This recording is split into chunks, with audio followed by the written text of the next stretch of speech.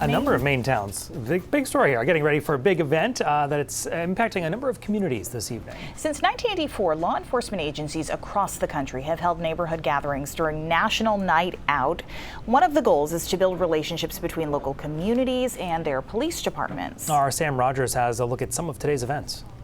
Knowing your neighbors and building relationships between the local community and police officers are some of the goals of National Night Out. Here in Saco, families will be able to gather at Thornton Academy for some fun activities like a dunk tank, raffle prizes, an obstacle course, all while connecting with local law enforcement and understanding what they do on a day-to-day basis. Now, for 40 years, the annual event has worked to promote neighborhood safety and encourage residents to care more about the places they call home. In Saco and in other Maine communities, Mainers will also be able to meet city or town officials who they may not normally interact with, like representatives from the fire department or Parks and Rec. And for those of you in South Portland and Auburn, you'll even be able to meet your local K-9 officer like K-9 Brick in Auburn. Now, we were able to catch up with Chief Jack Clements here at Saco PD. He says his officers are always excited for this event. We live in these communities. We live, we work here. We're people like you are.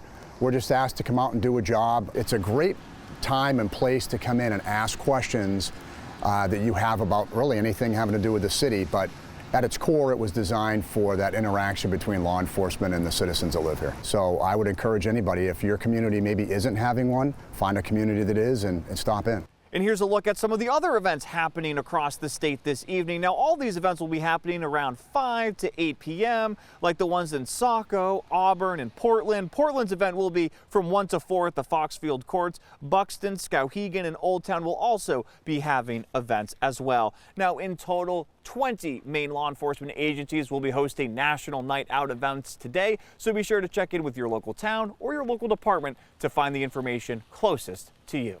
In Saco, Sam Rogers, News Center, Maine.